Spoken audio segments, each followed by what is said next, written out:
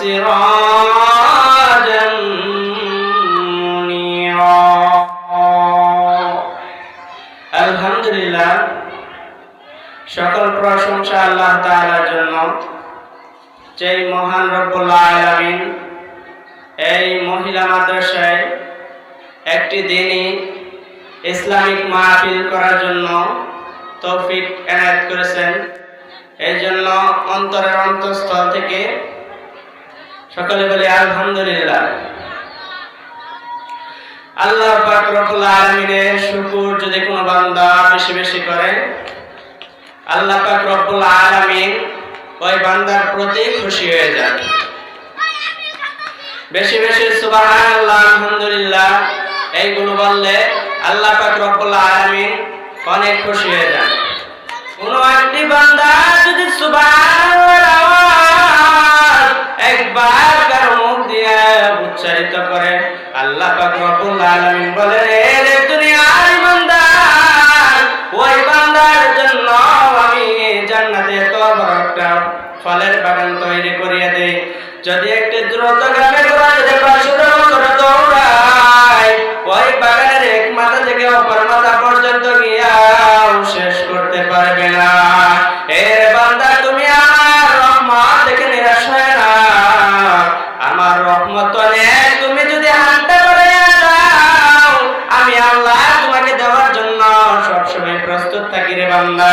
তুমি একবার আমার কাছে চেয়ে দেখো না, আমি আল্লাহ তোমাকে কখনো খালি হাতে ফিরাইয়া দিব না। হাকিকত से तू दुनिया बेखबर है, दुनिया की नुमाइश पर नजर है।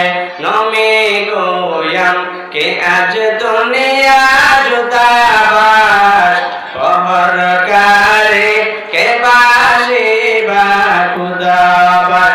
जिस दुनिया आज खुदा गाबिल गोदाम, को माशून करावर जिंदोदा आबदर कश्ती हलाके कश्तियात, आप बंदर धीरे काते कुश्तिया। এরে বান্দা, তুমি আমার রহমত থেকে নিরাশ হয়ো না। আল্লাহ পাক রব্বুল আলামিন বলেন, ও নবী, আপনি সকল মানুষদেরকে জানাইয়া দেন যে মানুষগুলো আমলের দিক থেকে ভালো হবে তারাই হলো আমার কাছে প্রিয়। মুসলমান হলে চলবে না, আমলদারি মুসলমান হওয়া লাগবে যদি আপনি জান্নাতে প্রবেশ করতে চান। কারণ নবী সাল্লাল্লাহু আলাইহি ওয়াসাল্লামের অনেক সাহাবা ছিল যারা নামদারি সাহাবা ছিল মুনাফিক। ওই মুনাফিক মার্কা মুসলমান হলে চলবে না, ভালো মুসলমান হতে হবে। 5 ওয়াক্ত নামাজ পড়তে হবে, দ্বীনি পথে চলতে হবে। আর এইভাবে যেদিন আপনি চলতে চলতে একদিন অন্ধকার কবর থেকে ডাক চলে আসবে, আর যেদিন আপনি অন্ধকার কবরে চলে যাবেন, ওই দিন আল্লাহ পাক রব্বুল আলামিন কবরের ভিতরে আপনার জন্য জান্নাতের বাগান বানিয়ে দিয়েছেন। কারণ আল্লাহ পাক রব্বুল আলামিন পারেন না এমন কোনো কাজ নেই। একদিন মুসা আলাইহিস সালাম আল্লাহকে ডেকে বলে, ও আল্লাহ, তুমি কি পারো না এই ফেরাউনকে শায়েস্তা করতে? তারপর আল্লাহ পাক রব্বুল আলামিন মুসাকে ডেকে বলে, এ রে মুসা, তুমি কি জানো না, তুমি কি বুঝো না? এ মুসা, তুমি তো সবাই জানো। এ মুসা, তুমি বলো ফেরাউনকে খাওয়াই কে? তারপর মুসা আলাইহিস সালাম বলে, ও আল্লাহ, আপনি। তারপর বলে, ও মুসা, এই ফেরাউনকে এত টাকা পয়সার মালিক কে করেছে? মুসা আলাইহিস সালাম বলে, আল্লাহ, আপনি। আল্লাহ পাক রব্বুল আলামিন পরে বলেন, ও মুসা, তুমি কি বুঝো না যে ফেরাউন আমার নিয়ামত খাইয়া আমার সাথে গাদ্দারি করে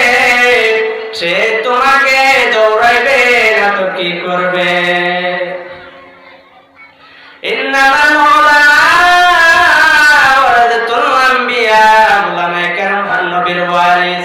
এ দুনিয়ার ইমানদার, তোমরা যদি একজন হক্কানি আলেমের হাতে হাত মিলাও, মনে করবা তুমি নবীর হাতে হাত মিলাইলা। যদি কোনো হক্কানি আলেমের সাথে চলাফেরা করো এই মুসলমান, তাহলে তুমি মনে করবা একজন নবীর সাথে চললা। কারণ নবী তো সারা জীবন থাকবে না।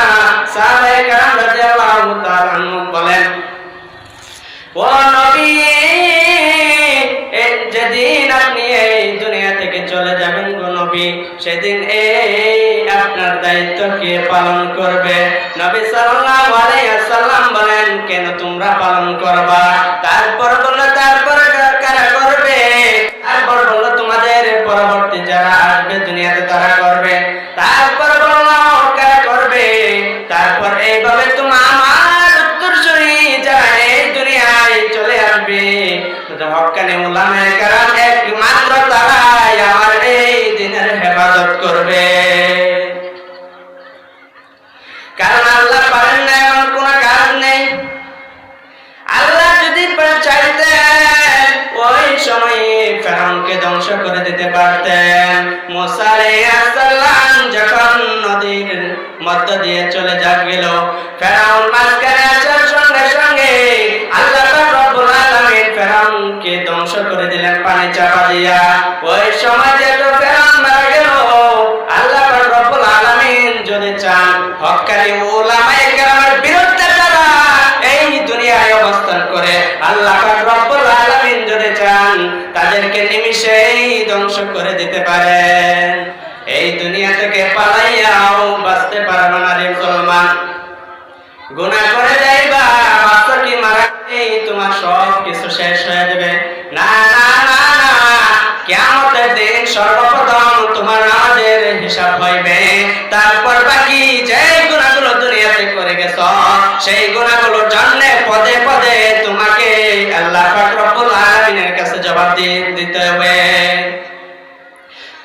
আল্লাহ পাক রব্বুল আলামিন নবী সাল্লাল্লাহু আলাইহি ওয়াসাল্লামের হাদিসে বর্ণিত আছে, আউয়ালু মা ইউহাসাবু বিল আবদু ইয়াউমাল কিয়ামাতিস সালাহ, অর্থাৎ কিয়ামতের দিন সর্বপ্রথম বান্দার নামাজের হিসাব হইবে। আল্লাহ পাক রব্বুল আলামিন যদি চাইতেন এইভাবে নবীর ওয়ারিস, নবী বিরোধী যারা ছিল তাদেরকে নিমিষেই ধ্বংস করে দিতে পারতেন।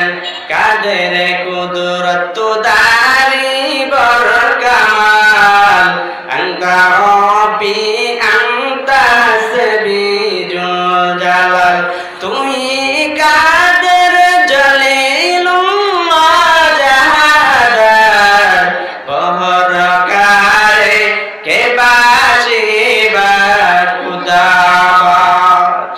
এখন বর্তমানে যেই উলামায়ে কেরামদের বিরুদ্ধে কিছু মানুষ অবস্থান করে উলামায়ে কেরামদেরকে হয়রানিমূলক করতেছে,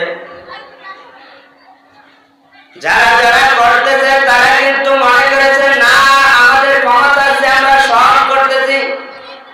ভালো ভালো উলামায়ে কেরামদেরকে সামান্য বিষয়ের কারণে জেলে বন্দী করে রাখা হয়েছে। এইভাবে তাদের উপর হয়রানি করতেছে। তোমরা পার পাইবা না রে ওই কাফেরের দলেরা। কারণ ওই সময় ফেরাউন ছিল মুসা আলাইহিস সালামের বিরুদ্ধে। তারপর নবী সাল্লাল্লাহু আলাইহি ওয়াসাল্লামের নিজের চাচা আবু জাহেল নবী সাল্লাল্লাহু আলাইহি ওয়াসাল্লামের শত্রু হয়ে যান। হক কথা বলার কারণে যদি কোনো মানুষ শত্রু হয়ে যায়, তার পিছনে আর কেউ থাকুক বা না থাকুক, একমাত্র আল্লাহ তাআলা ওই বান্দার জন্য হয়ে যান। আর আল্লাহ পাক রব্বুল আলামিন যদি কোন বান্দার জন্য হয়ে যান, এই পৃথিবীতে আর কোনো কিছুর দরকার লাগে না। কারণ উলামায়ে কেরামের সবচাইতে বড় হাতিয়ার হলো নামাজ, আর সবচাইতে বড় হাতিয়ার হলো দোয়া। উলামায়ে কেরাম যখন আল্লাহ পাক রব্বুল আলামিনের কাছে চোখের এক ফোঁটা পানি ফালাইয়া আল্লাহ পাক রব্বুল আলামিনের কাছে দোয়া করবে, এই এক ফোঁটা চোখের পানি হয়তোবা তোমাদের জীবনকে ধ্বংস করার জন্য এর চেয়ে আর বেশি কিছু লাগবে না।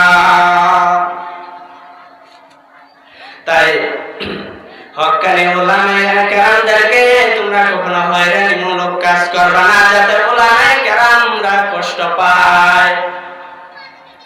আউলিয়ারা কারে উকবায় এখতিয়ার, জাহেলারা কারে দুনিয়ায় এখতিয়ার। নাইলে মুমিন সোয়ে মুমিন মিশাওয়ার, নাইলে কাফের সোয়ে কাফের মিশাওয়ার। এক জামানা সোহবতে বা আউলিয়া, বেতরা সত সালাত বেরিয়া। আর এই কথাগুলো এই জন্যই বলা হয়েছে কারণ ক্ষমতা কারো চিরজীবন থাকে না। কিছুদিনের ক্ষমতা পাইয়া তুমি যেভাবে উলামায়ে কেরামদের উপর তুমি অত্যাচার চালিয়ে যাও, আর এই ক্ষমতা তোমার যেদিন শেষ হয়ে যাবে, ওই উপর থেকে আল্লাহ পাক রব্বুল আলামিনের কাছ থেকে যখন ডাক চলে আসবে, আর তুমি যখন অন্ধকার কবরে যাইবা, তারপর বুঝতে পারবা দুনিয়াতে এই উলামায়ে কেরামদের উপর তুমি যে নির্যাতন করেছো, অত্যাচার করেছো, যে হয়রানিমূলক আচরণগুলো করেছো, আর এই আচরণগুলোর কারণে তারপর তোমার মৃত্যুর পর তুমি বুঝতে পারবা কি করেছো। উলামায়ে কেরামদেরকে সব সময় যদি পারেন শ্রদ্ধা করবেন, সম্মান করবেন, কারণ উলামায়ে কেরাম হলো নবীর ওয়ারিস। এই জন্য উলামায়ে কেরামদেরকে সব সময় সম্মান দেওয়ার চেষ্টা করবেন, কারণ মৃত্যুর পর যখন আপনি মারা যাবেন, মৃত্যুর পর কোন এমপি মন্ত্রীকে দিয়ে আপনার জানাজা হবে না, কোন ডাক্তার ইঞ্জিনিয়ার কেউ কাউকে দিয়ে আপনার জানাজা হবে না। যদি একজন হক্কানি আলেম পাওয়া যায়, তাহলে ওই হক্কানি আলেমকে দিয়ে আপনার জানাজা হবে। আর আপনি যদি কখনো আলেমদেরকে ভালোবাসতে না পারেন, সম্মান না করতে পারেন, তাহলে আপনার ছেলেকে মৃত্যুর আগে বলে যাবেন, ওরে ছেলে, আমি কখনো উলামায়ে কেরামদেরকে ভালোবাসতে পারি না, আমার দু চোখের কাটা ছিল আর উলামায়ে কেরাম, যার কারণে বাবা আমি মারা গেলে অন্তত কোন উলামায়ে কেরাম দ্বারা আমাকে কবর দিও না। যদি পারেন এইগুলো বলে দেন, কারণ উলামায়ে কেরামের কোনো ক্ষমতা নাই, উলামায়ে কেরামের কোনো নিজের স্বার্থের জন্য কখনো কিছু বলে না। যদি স্বার্থের জন্য করত তাহলে কখনো সত্য কথা বলে কখনো জেলে যাইতেন না। উলামায়ে কেরামদেরকে দেখলে মন থেকে শ্রদ্ধা আসে, কারণ একজন উলামায়ে কেরাম, একজন হক্কানি আলেম যখন বসে কথা বলবে, তখন যদি আপনি দেখেন যে ও শার্ট প্যান্ট টাই পরা আছে এবং বসে বসে বয়ান করতেছে, তাহলে তার বয়ান আপনি কখনো শুনবেন না। কারণ আপনি তার বয়ান কেন শুনেন? তার নবীর সুন্নতে টুপি, তার সুন্নতে জামা, তার সুন্নতে ইবাদতের কারণে তার বয়ান শুনেন। আর যদি দেখতেন টাই প্যান্ট পরা, প্যান্ট পরা একজন লোক বসে আছে, তাহলে কখনো তার বয়ান শুনতেন না। লিকুল্লি শাইইন জিনাতুন ফিল ওয়ারা ওয়া জিনাতুল মার'i তামামিল আদাবি আজকুদাকা ইলমে তাওফিকে আদব বেআদব মাহরুম গাতাজ ফজলে রব। বেআদব কখনো এই আল্লাহর রহমত পাবে না। অর্থাৎ খারাপ যারা আছে, ইসলাম বিরোধী যারা আছে, তারা সব সময় দুনিয়াতে ভালো চলে, কারণ তাদের শুধু এই দুনিয়ায় মৃত্যুর পর তাদের কোনো ক্ষমতা নাই। আর আল্লাহ পাক রব্বুল আলামিনের কাছে দিন হলো সবচেয়ে প্রিয়, যার কারণে এত উলামায়ে কেরাম আছে, এত নবী করিম সাল্লাল্লাহু আলাইহি ওয়াসাল্লাম সত্য কথার জন্য, এই দিনের জন্য এই দুনিয়াতে মার খাইছেন, যার কারণে এত মার খাইছেন। আর এই কারণটা হলো শুধু ইসলামের পক্ষে কথা বলা, ইসলামের পথে চলা, হক কথা বলা, যার কারণে উলামায়ে কেরাম এত মার খাইছেন। এইগুলো করার কারণ কি? আর এত মার খাইছেন তার কারণ হলো একমাত্র আল্লাহ পাক রব্বুল আলামিন আলামিনের দিনের জন্য আল্লাহ পাক রব্বুল আলামিনের কাছে সবচাইতে প্রিয় হলো এই দিন।